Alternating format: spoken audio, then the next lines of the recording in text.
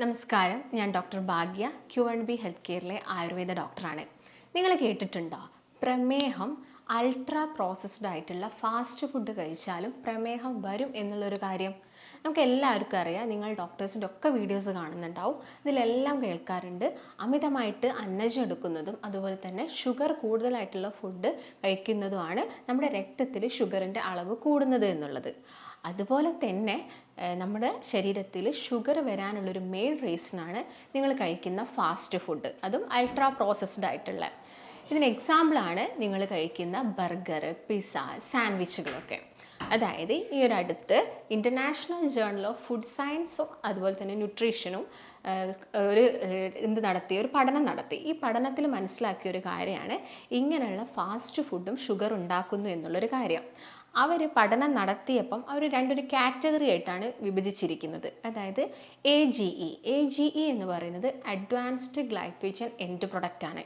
ഇതിൽ ലോ ആയിട്ടുള്ള ഫുഡുകളും ഉണ്ട്, അതുപോലെ തന്നെ ഹൈ ആയിട്ടുള്ള ഫുഡുകളും ഉണ്ട്. ഈ രീതിയിലുള്ള ഭക്ഷണങ്ങൾ കഴിക്കുകയാണെങ്കിൽ എന്ത് വരും? ഷുഗർ വരാനുള്ള ചാൻസസ് അഥവാ പ്രമേഹം വരാനുള്ള ചാൻസസ് വളരെയധികം കൂടുതലാണ്.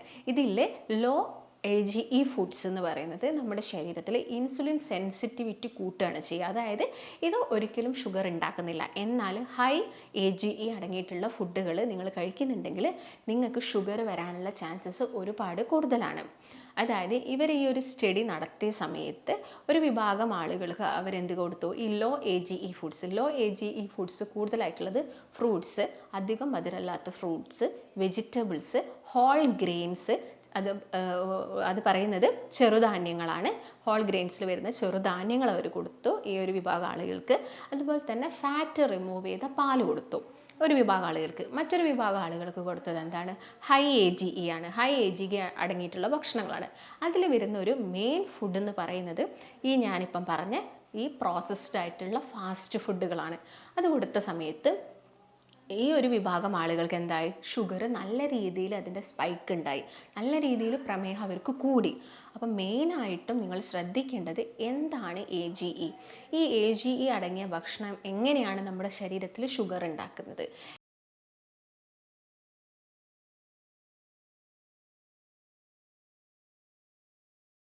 അഡ്വാൻസ്ഡ് ഗ്ലൈക്കേഷൻ എൻഡ് പ്രൊഡക്റ്റ് എന്ന് വെച്ചാൽ നമ്മൾ കഴിക്കുന്ന ഭക്ഷണത്തിലുള്ള ഈ പഞ്ചസാരയൊക്കെ പ്രോട്ടീനും അതുപോലെ തന്നെ കൊഴുപ്പുമായിട്ട് ജോയിൻ ചെയ്യും. നിങ്ങളിപ്പോൾ ഒരു സാൻഡ്വിച്ചോ പിസ്സയോ അങ്ങനെ എന്തെങ്കിലും കഴിക്കുന്നുണ്ടെന്ന് വിചാരിക്കുക. അതിലുള്ള ആ ഒരു ബണ്ണ് അതിൻ്റെ അകത്ത് പഞ്ചസാര വരുന്നുണ്ട്.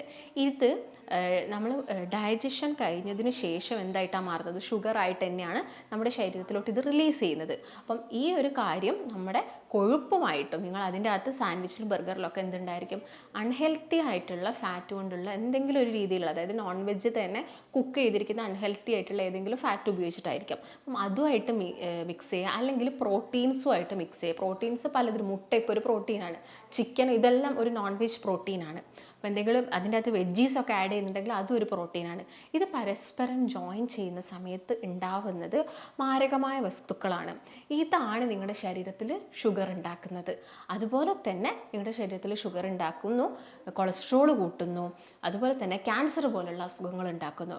ഇത് അതായത് വളരെ ചെറിയ അസുഖം മുതൽ മാരകമായ ക്യാൻസർ വരെ ഉണ്ടാക്കാനുള്ളൊരു കഴിവ് ഞാൻ ഈ പറഞ്ഞ ഫാസ്റ്റ് ഫുഡിനുണ്ട്.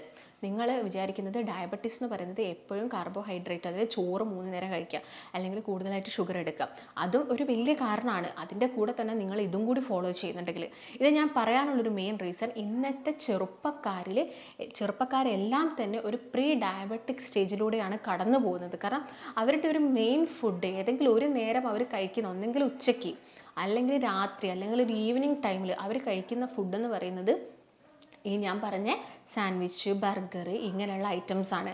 അതിൻ്റെ കൂടെ തന്നെ അവർ എടുക്കുന്ന മറ്റൊരു ഡ്രിങ്കും കൂടിയുണ്ട്, ഈ കൊക്കക്കോള, പെപ്സി അല്ലെങ്കിൽ മെറിൻഡ, 7up എന്നൊക്കെ പറയുന്നത്. അപ്പോൾ ചില ആളുകൾ പറയും, ഡോക്ടർ ഞാൻ മെറിൻഡ കോളയൊന്നും കഴിക്കാറില്ല, 7up ഒന്ന് കഴിക്കും, അത് കഴിക്കുമ്പോൾ ഒന്ന് ഡൈജഷൻ ഒന്ന് ശരിയാവുമല്ലോ, അതിന് വേണ്ടിയിട്ട് 7up എടുക്കുന്നു. പക്ഷേ ഇങ്ങനെ നിങ്ങൾ 7up കഴിക്കുന്നുണ്ടെങ്കിൽ, 7up കഴിക്കുന്ന സമയത്ത് നിങ്ങൾക്ക് മധുരമാണോ അനുഭവപ്പെടുന്നത്? ആണെങ്കിൽ അത് കാർബണേറ്റഡ് ആയിട്ടുള്ള വാട്ടറാണ്. കാർബണേറ്റഡ് എന്ന് പറയുമ്പോൾ അവിടെ ഷുഗർ കൂടുതലായിട്ടും ഹീറ്റ് ചെയ്യുന്നു. അതായത് ഞാൻ നേരത്തെ പറഞ്ഞ പോലത്തുള്ള പ്രോസസ്ഡ് ഫുഡും ഉണ്ടാക്കുമ്പം അവർ കൂടുതലായിട്ടും ഹൈ ഫ്ലെയിമിലാണ്, അതായത് നന്നായിട്ട് അവർ ഫ്രൈ ചെയ്യുകയോ റോസ്റ്റ് ചെയ്യുകയോ ചെയ്യുന്നുണ്ട് അതിനുള്ളിൽ വെക്കുന്ന കാര്യങ്ങളൊക്കെ. ഇപ്പോൾ ബർഗറിലൊക്കെ ആണെങ്കിൽ അതിനുള്ളിൽ വെക്കുന്ന പാറ്റിയൊക്കെ നന്നായിട്ട് എന്ത് ചെയ്യുന്നുണ്ട്, ചൂടാക്കുന്നുണ്ട്, അല്ലെങ്കിൽ റോസ്റ്റ് ചെയ്യുന്നുണ്ട്. ഇങ്ങനെ ചൂടാക്കുന്ന സമയത്താണ് ഈ മാരകമായിട്ട് നമ്മുടെ ശരീരത്തിന് അസുഖങ്ങൾ ഉണ്ടാക്കുന്ന ഓരോന്ന് പ്രൊഡ്യൂസ് ചെയ്യുന്നത്. അതിലൊന്നാണ് ഷുഗർ. നിങ്ങളെ രക്തത്തിലോട്ട് ഷുഗറിൻ്റെ സ്പൈക്ക് കൂടുന്നു ഇത് ചൂടാക്കുന്ന സമയത്ത്. അതുപോലെ തന്നെ ഈ പഞ്ചസാര ഇട്ട ഈ ഒരു ലായനി ചൂടാക്കുമ്പോൾ നമ്മുടെ ശരീരത്തിലോട്ട് എന്ത് കൂടുന്നു, ഗ്ലൂക്കോസിൻ്റെ ലെവൽ കൂടുന്നു, അതുപോലെ തന്നെ ഈ ഒരു ഷുഗർ കൂടുന്നു. അതിൻ്റെ ഭാഗമായിട്ട് നിങ്ങൾ ഡയബറ്റിക് പേഷ്യൻസ് ആവുന്നു. ഇപ്പം ഇന്ത്യ എന്ന് പറയുന്നത് എന്താണ്, ക്യാപിറ്റലാണ് എന്തിൻ്റെ, വേൾഡിൽ ഷുഗർ ഡയബറ്റീസിൻ്റെ ക്യാപിറ്റൽ രാജ്യമായിട്ട് നമുക്ക് എന്തിനെ പറയാം, ഇന്ത്യനെ നമുക്ക് പറയാൻ സാധിക്കും. കാരണം അത്രയും ഇന്ത്യയിൽ ഷുഗർ പേഷ്യൻസ് കൂടി വരികയാണ്. അതിനുള്ള ഒരു മെയിൻ റീസൺസ് എന്ന് പറയുന്നത്, നമുക്കിപ്പം ഇന്ത്യയിൽ നോക്കുകയാണെങ്കിൽ ഏറ്റവും കൂടുതലുള്ളത് കേരളത്തിലാണ്. അത് മെയിനായിട്ട് നമ്മുടെ ഒരു അരിയാഹാരം തന്നെയാണ്. പക്ഷേ മറ്റുള്ള കൺട്രീസിനെ നോക്കുകയാണെങ്കിൽ, അല്ല മറ്റുള്ള സംസ്ഥാനത്തിനൊക്കെ നോക്കുകയാണെങ്കിൽ നമുക്ക് എന്ത് മനസ്സിലാക്കണം, അവർ കൂടുതലായിട്ടും കഴിക്കുന്നത് ഈ ഒരു ബൺ ഐറ്റംസ്, അതിനുള്ളിൽ ഫില്ല് ചെയ്യുന്ന കാര്യങ്ങളൊക്കെയാണ്. അപ്പം പ്രോസസ്ഡ് ആയിട്ടുള്ള ഫാസ്റ്റ് ഫുഡ് കഴിച്ചാലും നിങ്ങൾക്ക് പ്രമേഹം വരാനുള്ള ചാൻസസ് കൂടുതലാണ്. അതുകൊണ്ട് ഇന്ന് ചെറുപ്പക്കാർ എന്ത് ചെയ്യണം, അവരുടെ ഒരു ഏർലി സ്റ്റേജിൽ തന്നെ അവർക്ക് ബ്ലഡ് ടെസ്റ്റുകളും ഹെൽത്ത് ചെക്കപ്പുകളും കാര്യങ്ങളും ഒക്കെ ചെയ്യുക. മറ്റെന്തെങ്കിലും അസുഖം ഉണ്ടോ എന്ന് നോക്കുക. അതായത് ഫാസ്റ്റിംഗ് ബ്ലഡ് ഷുഗർ നോക്കുക, PPBS നോക്കുക, നിങ്ങൾ HbA1c നോക്കുക.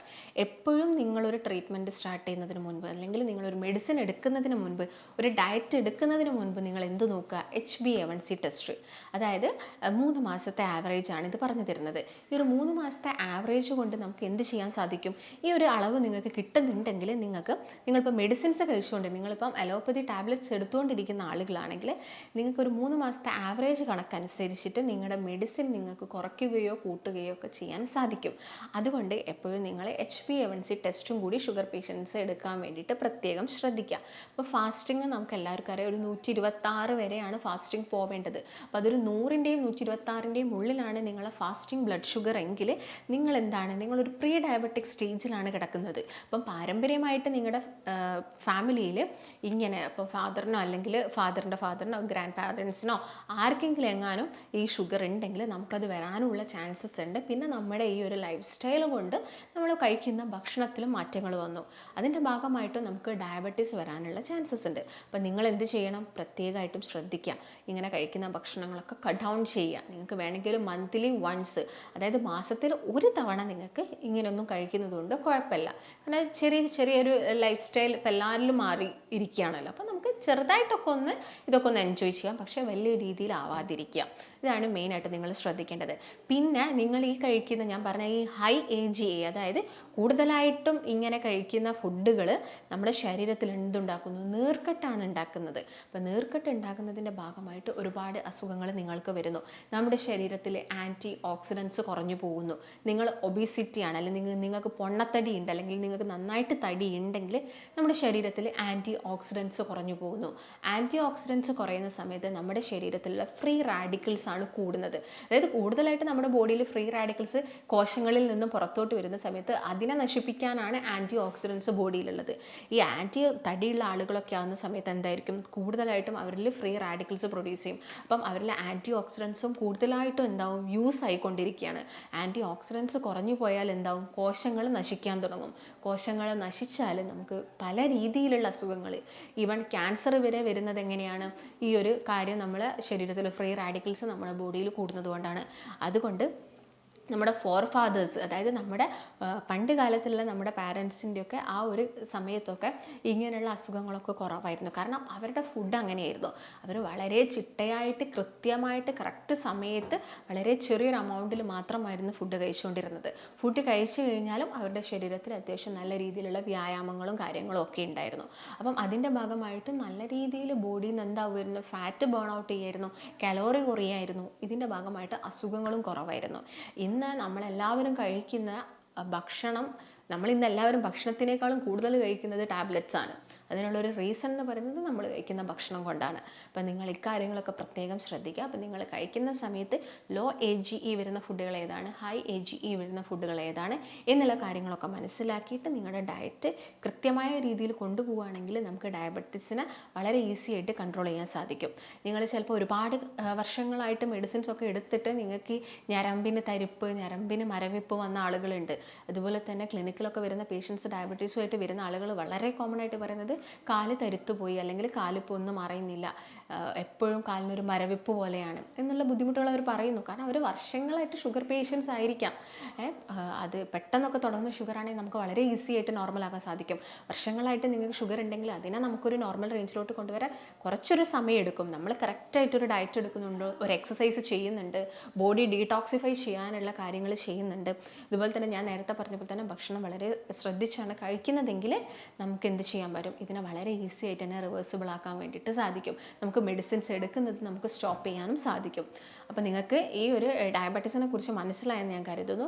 നിങ്ങൾ ഡയബറ്റീസ് മൂലം ബുദ്ധിമുട്ടുന്ന ആളുകളാണെങ്കിൽ നമുക്ക് ആയുർവേദത്തിൽ ഒരുപാട് മെഡിസിൻസ് ഒക്കെ അവൈലബിൾ ആണ്. നമുക്കിത് നോർമലാകും, വളരെ ഈസി ആയിട്ട് ഡയറ്റിലൂടെ തന്നെ നമുക്കിത് നോർമലാക്കാനും സാധിക്കും. നിങ്ങൾ കഴിക്കുന്ന മെഡിക്കേഷൻസിൻ്റെ അളവൊക്കെ നമുക്ക് കുറച്ചെടുക്കാൻ സാധിക്കും.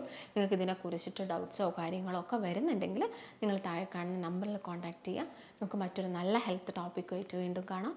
നന്ദി.